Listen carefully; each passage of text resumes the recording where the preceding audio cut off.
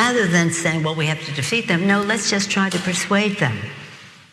I want the Republican Party to take back the party.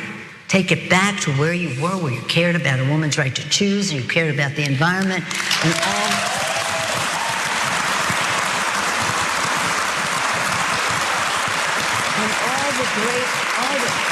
hey, here I am, Nancy Pelosi, saying this country needs a strong Republican Party, and we do. Not a cult, but a strong Republican Party. When exactly did the Republican Party believe in a woman's right to choose? You just heard from the leader of the Democratic Party, House Speaker Nancy Pelosi, saying again, for, I don't know, it's been several times at this point, that she wants a strong Republican Party. The same Republican Party, by the way, which has fought tooth and nail against any type of action to combat climate change. The same Republican Party that has stripped women of their, honestly, their control over their own bodies. The same Republican Party that has decided to focus all of their energy persecuting members of the LGBTQ community, including the parents of transgender children who happen to be too loving toward their children, who happen to provide the right type of health care to their children. Those are the people being persecuted by Republicans in this country. But for Nancy Pelosi, what she would like to see is more strength, Cenk. More strength, strong Republican Party. That's what the country really needs. So I'm gonna decipher why she said that, because it seems unbelievable. Unless you live in Washington, in which case they think, oh, she nailed it. Master legislator does it again, supreme goddess. In fact, we're gonna get to that in a little bit. But before I do that, let me just say the second part that's egregious. She said that she doesn't want to defeat the Republican Party. She wants to persuade them. Well, that's obvious. And she doesn't even really want to persuade them. What has she done to persuade the Republican Party? I think her not wanting to fight them has been abundantly clear during her tenure. I mean, it's nonstop ass slap football. I don't know exactly what that means, but it sounds right. They're just slapping each other's ass. Go get him, bitch. Go get him. Your turn. Your turn. Now you screw them, and now I screw them. It's ass slap football. Pretty much. Okay. Yeah. Now I made that up, but it sounds fun. All right. So on her saying that the Republicans, she wants them to be stronger. That's the second time she said it, and she said, I want them to take back their party. So who is they?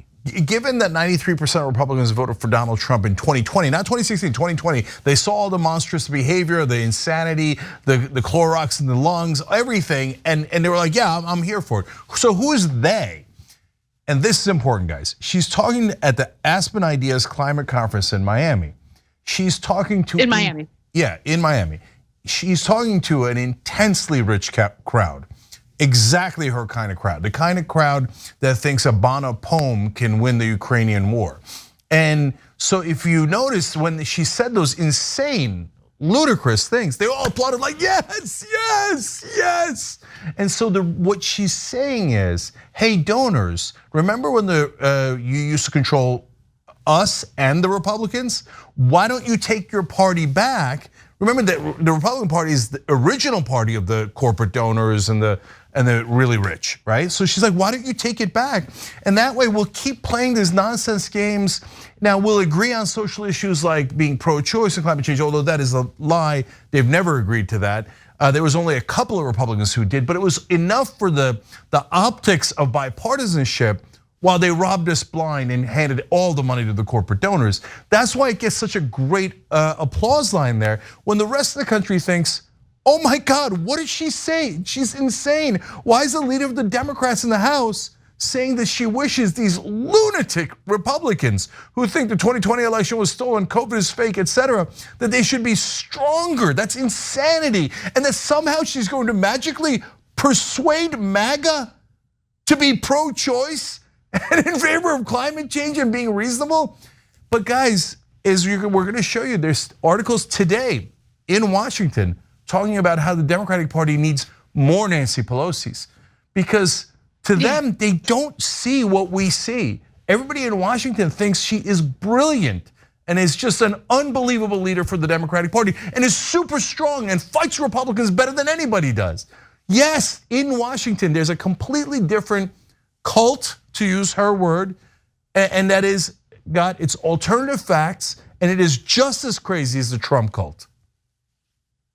So let's get to the press and what they have to say about her. One other thing I do want to bring to your attention, and these are statements that she made during the same conference, this Aspen conference in Miami. I just think it's funny that this is like a climate change related conference by the Aspen Ideas Climate group, and they're like, yeah, Aspen sounds a little too cold. Let's do this in Miami and let's have a little fun. But anyway, that's beside the point. Sorry for the tangent. I had to bring that up.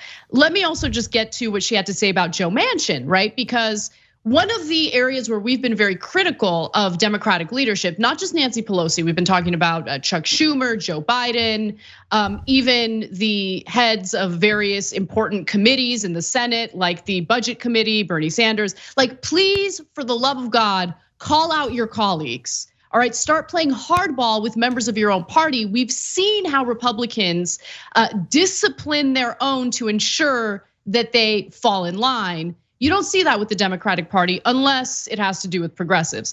Now, in regard to Joe Manchin, okay, when asked about Democratic Senator Joe Manchin, a centrist known for his record of opposing legislation that seeks to combat climate change, Pelosi responded, Joe Manchin and I are Italian American. We're Catholics. We have our friendship. I've helped him. Even though I think clean coal is an oxymoron, and I've told the coal miners that I do believe in getting their benefits, whether it's pension or healthcare. What was that? No. Like, what was that statement? That was a garbage statement. No. First of all, let me just be clear, and no offense to the Italian Catholics out there, okay? This has nothing to do with you personally. I don't care about Nancy Pelosi's identity. I don't care about her identity as a woman. I don't care about her identity as a San Franciscan. I don't care about her identity as a Catholic or as an Italian.